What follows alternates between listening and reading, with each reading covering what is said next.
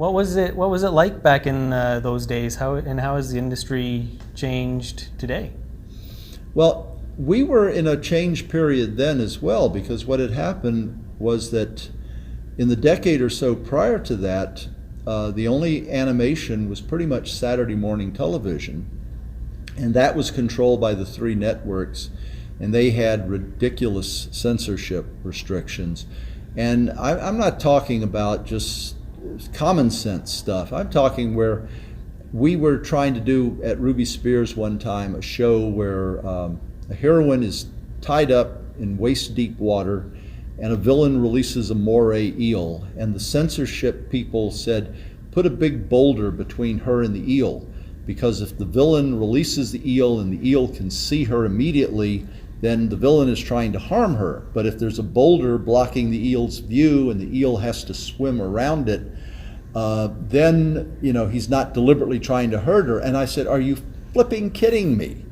He's releasing a hungry moray eel into a pit with no way out, and she's in it. He's going to find her sooner or later. I mean, it's not, he accidentally released it. So we had all these ridiculous restrictions, and when what they call the syndication market took off, which is what G.I. Joe was, G.I. Joe and Transformers and He-Man, which we didn't do, but Filmation was doing. When that took off, then these restrictions fell by the wayside, because as long as it wasn't really gruesome or really explicit, we could do just about anything we wanted to do.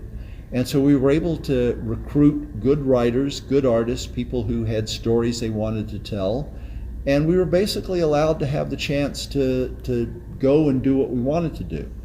Now, since that time, the business has gone through another set of permutations.